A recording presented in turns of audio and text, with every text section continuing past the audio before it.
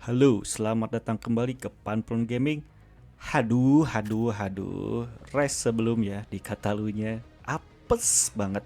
Bisa ya kayak gitu ya gua.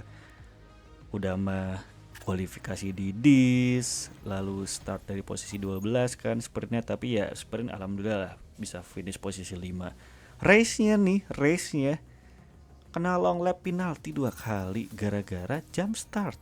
Aduh, gimana sih ini Rifan Ahmad? Oke, gua akan lupakan, gua move on, pokoknya gua akan bahas dendam di Misano sekarang.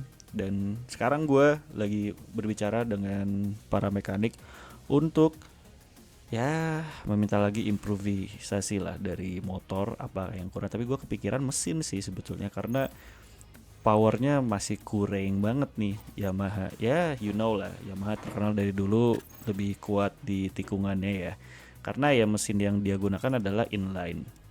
Ya beda sama motor-motor sekarang pada pakai V4 kan, jadi tenaganya sangat kuat. Dan rumor sangat kencang gua akan pindah ke pabrikan Yamaha, tapi gua ya merespon dengan baik-baik saja lah, nggak usah yang buruk gitu, karena ya gue merasa harus menjaga hubungan kecuali sama Mark Marquez gitu. Tapi ya itu hanya dendam pribadi saja ke Mark Marquez karena kejadian Valentino Rossi di Sepang 2015.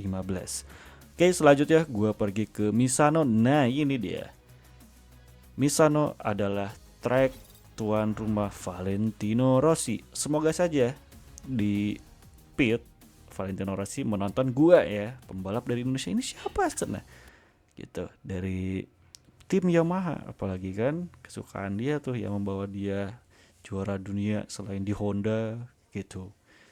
Oke, gua akan melakukan free practice dan alhamdulillah gua lumayan mendapatkan settingan yang pas, tapi untuk catatan waktu gue di posisi keempat dengan 1 menit 41 ya.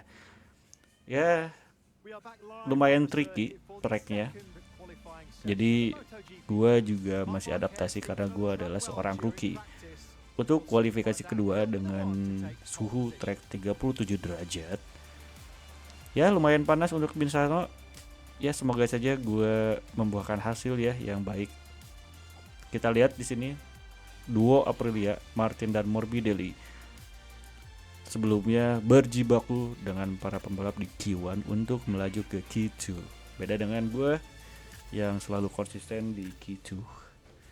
Oke, untuk rekomendasi dari mekanik seperti biasa menggunakan ban soft di kedua area ya. Oke, ini adalah run terakhir yang bisa gua manfaatkan. Selisih 0,2 detik, exit corner, RHD nyala, melintasi garis finish.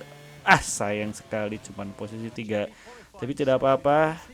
Kita syukuri masih ada di front row walaupun selisih waktunya adalah 0,6 detik, jauh ya, setengah detik gitu.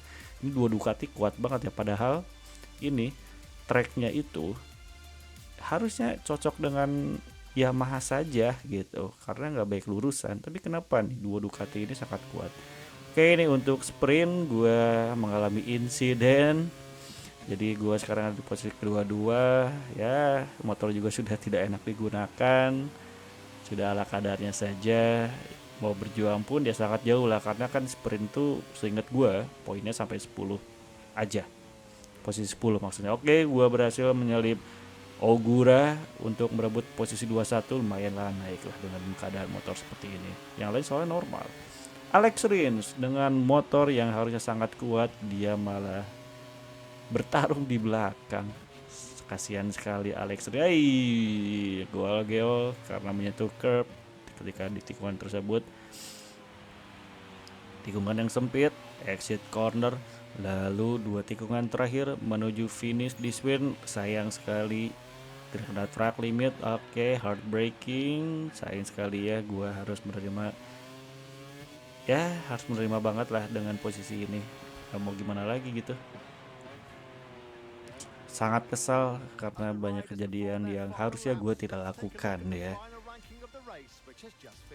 Mark Marquez dan Peko berhasil finish di 1-2 dua pabrikan Ducati.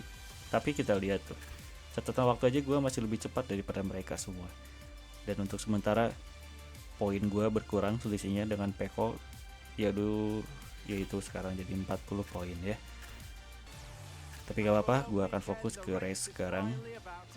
Dan semua pembalap akan bersiap di masing-masing gridnya, menyiapkan mental dan panas yang lumayan di Misano sekarang.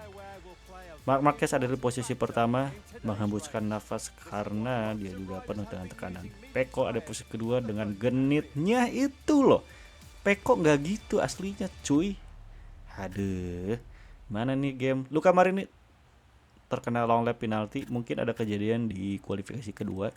Jadi ya mau nggak mau dia harus melakukan penalti ini, kalau tidak ya bisa kena penalti di akhir tuh, hitungannya waktu.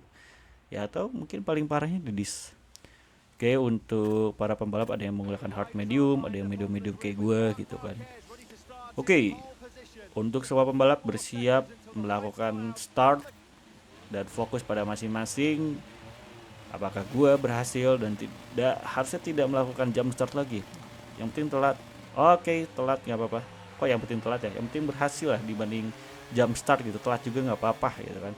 Oke, tikungan pertama masuki apex. Dan gue sekarang di posisi ke-7. Sayang sekali ya gue melakukan kesalahan. Dan sekarang Pedro Acosta di Gia Quartararo berhasil menyelip gue. Oke, di tikungan yang sempit ini gue heartbreaking dan sangat telat mengeremnya. Agak sedikit menabrak di Gia ya. Kena under investigation 3 pembalap Yamaha ini. Yai, apa itu? Apa itu Aldeguer? Hey. Aduh. Ini ban depan motornya ada apa ya bisa membuat gue jatuh gitu, aneh banget. Bahkan yang disentuhnya adalah bagian belakang gitu, dan gue juga tidak melakukan yang aneh-aneh gitu. Udah mah jatuh karena peringatan dari stewards, ya apa gitu. Anjir. Oke, gue langsung mendekat di posisi 21 menyalip Fernandez. Di depannya ada Ogura. Kita lihat kita bisa sampai mana ya dengan kondisi motor yang ala kadarnya seperti ini. Yang gue bayangkan, masa 2 race apa sih gitu loh. Apa-apaan kan. Gue kan tidak berharap seperti itu. Dan gue berhasil menyalip Fernandez.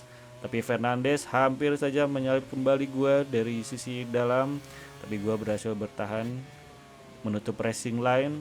Oke, exit corner melintasi garis finish 7,9 detik selisih sementara dengan Marc Marquez dan 0,6 detik dari Ogura ya. Gua harus fokus dengan keadaan motor seperti ini.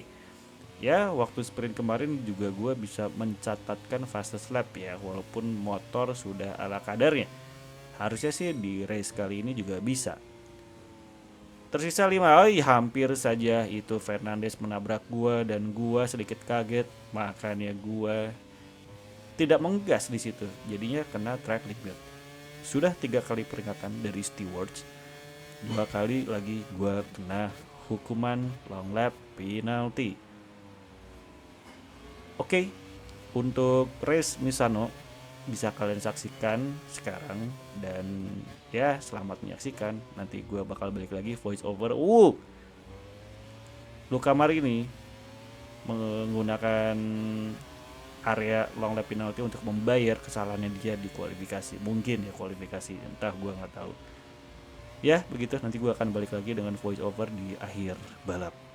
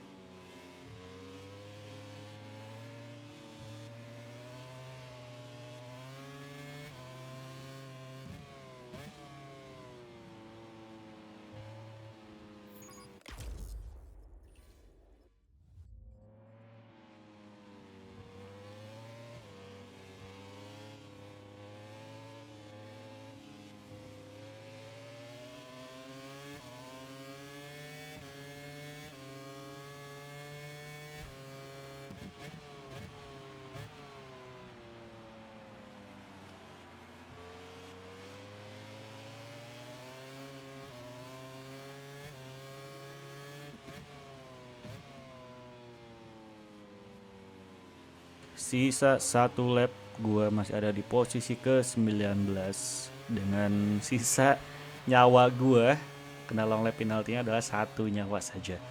Selisih 10 detik dari terjatuh, gile, lihat motor aja kerusakannya sampai warna oranye anjir, sampai gua ngegas aja nyelip lagi. Udah, gua nyerah saja. Gua terima dengan kekalahan ini karena kecerobohan gua ya di Misano. Poin makin mendekat saja antara Marquez dan Pecco. Ya, gua kasih selamat lah untuk Marquez bisa menjuarai di Misano ini. Wah, Marquez emang kuat banget nih sama Pecco. Ini jangan-jangan dia bisa nyusul poin gua nih kalau gua sering melakukan kesalahan. Ini sangat fatal, boy.